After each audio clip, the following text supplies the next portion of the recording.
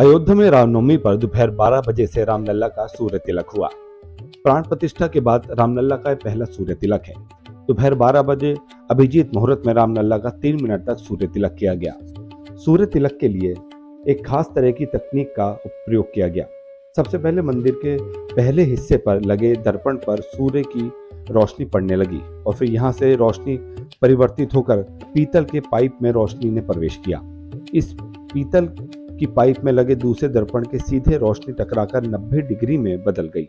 फिर लंबवत पीतल के पाइप में सूर्य किरणें 3 अलग अलग लेंस से आगे बढ़ाया गया। इसके बाद किरणें 3 लेंस से गुजरने के बाद गर्भगृह के सीध में लगे दर्पण से टकराई और यहाँ से किरणें एक बार फिर 90 डिग्री के कोण में मुड़कर सीधी यानी क्षैतिज रेखा में आ गई।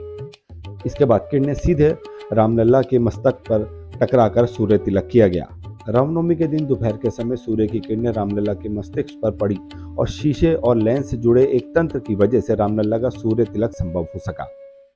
CSIR CBRI रुड़की के वैज्ञानिक डॉक्टर S.K.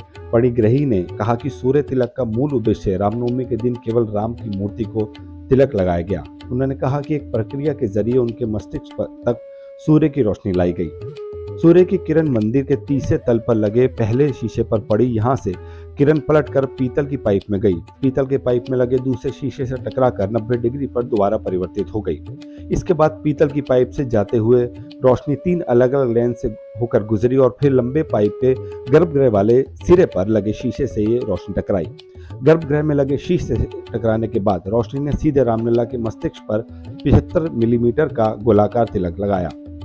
बेंगलुरु की कंपनी ने 8 धातुओं को मिलाकर 20 पाइपों से पूरी व्यवस्था बनाई।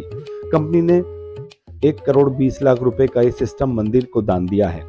65 फीट लंबे इस व्यवस्था में 8 धातु के 20 पाइप लगे हैं।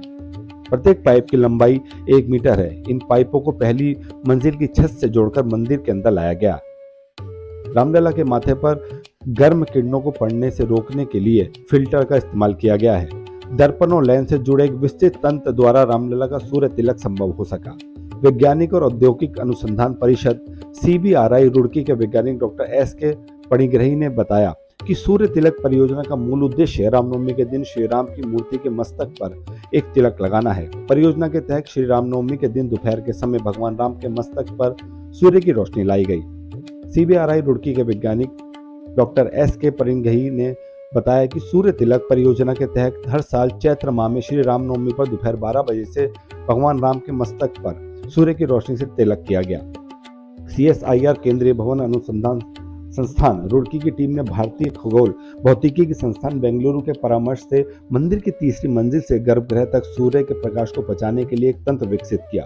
गर्भगृह में सूर्य की रोशनी लाने के लिए विस्तृत संपूर्ण डिजाइन CBRI द्वारा विकसित किया गया। इसमें IIA ऑप्टिकल डिजाइन के लिए अपना परामर्श प्रदान किया। सूर्य तिलक के लिए राम मंदिर में ऑप्टोमैग्नेटिक प्रणाली लागू करने से पहले रुड़की इलाके के लिए उपयोग एक छोटा मॉडल सफलतापूर्वक मान्य किया गया।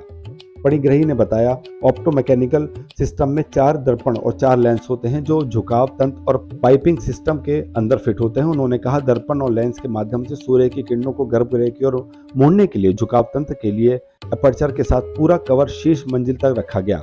अंतिम लेंस और दर्पण सूर्य की किरण को पूर्व की ओर मुख किए हुए श्री राम के माथे पर केंद्रित किया गया। आज के लिए इतनी ज्यादा खबरों के लिए देखते रहिए विनिशन।